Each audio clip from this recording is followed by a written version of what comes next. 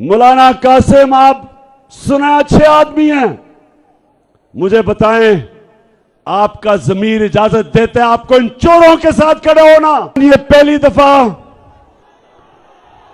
मैं मर्दान से इलेक्शन लड़ रहा हूं।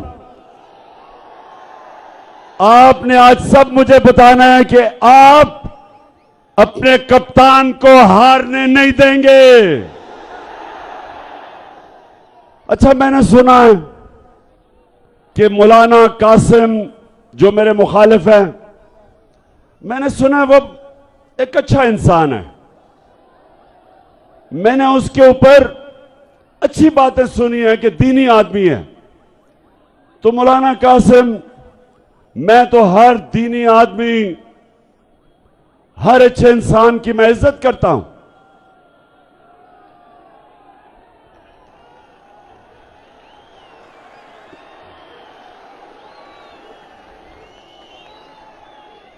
लेकिन मौलाना कासिम, मैं आपसे एक वो इंसान जो समझता है कि मेरा मुल्क सिर्फ एक तरह उठ सकता है, जिधर इन चोरों ने हमारे मुल्क को पहुंचा दिया है, वो सिर्फ एक तरह उठ सकता है कि हम अपने नबी सल्लल्लाहु अलैहि वसल्लम की सूरत, उसकी सीरत पे, उसकी सुन्नत पे चलें। यह मेरा ईमान है कि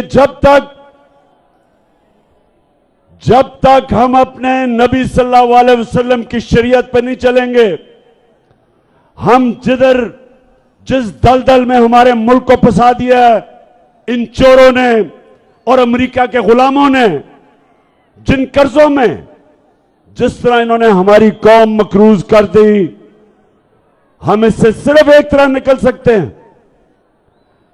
कि हम वापस उन असूलों की तरफ जाएं जिन असूलों पे मेरे नबी सल्लल्लाहु अलैहि वसल्लम ने मदीना की रियासत को खड़ा किया था। तो मैं मौलाना कासिम, सबसे पहला मेरा सवाल आपसे यह है कि मेरे अल्लाह का हुक्म है अमर बिल मारूफ व नही अनिल मुनकर। मेरे अल्लाह का कुरान में हुक्म है सारे इंसानों को कि तुमने अच्छाई के साथ खड़े होना है, तुमने हक के साथ खड़े होना है और तुमने बदी का, बुराई का, बातिल का मुकाबला करना है।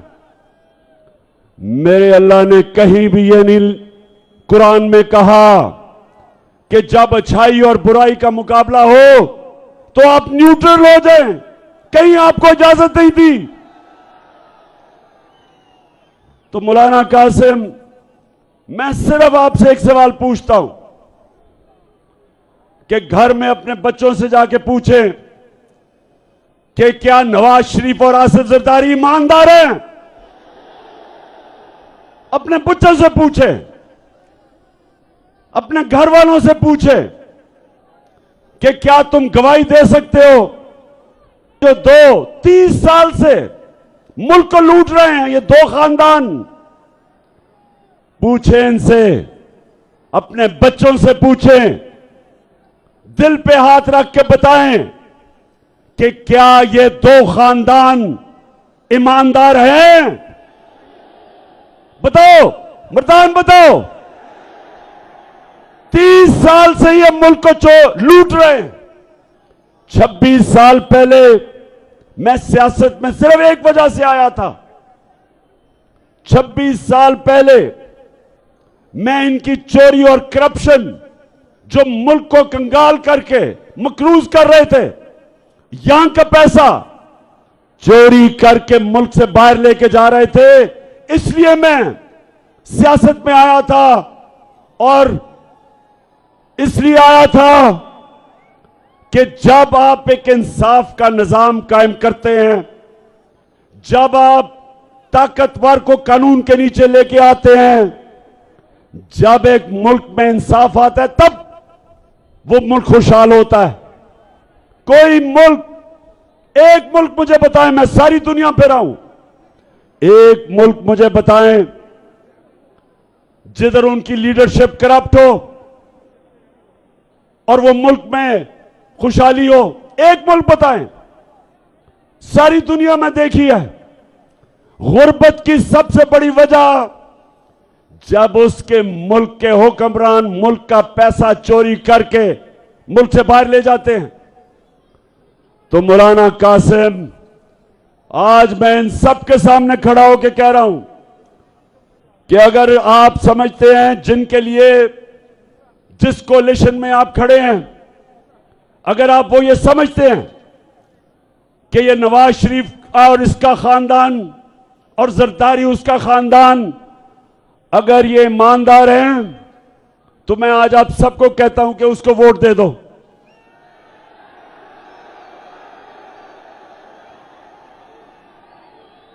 लेकिन मौलाना कासिम साहेब, इनके ऊपर तो चोरी पे किताबें लिखी हुई हैं।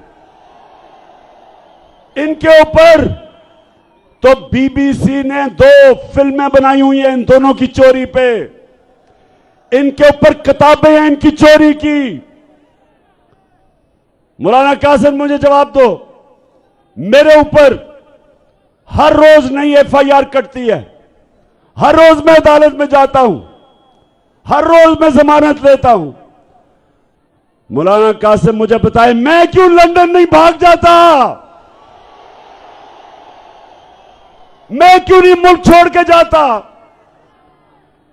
मैं अदालत में भी इनका मुकाबला करता हूं, इन चोरों का, और मैं जमीन पे जाके अपनी कौम को जगाता हूं, अपनी कौम को बताता हूं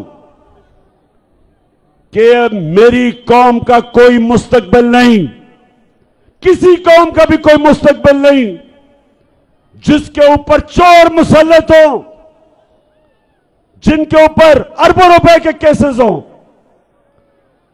तो मुझे मौलाना कासिम, आप सुना अच्छे आदमी हैं, मुझे बताएं, आपका ज़मीर इजाजत देते हैं आपको इन चोरों के साथ खड़े होना?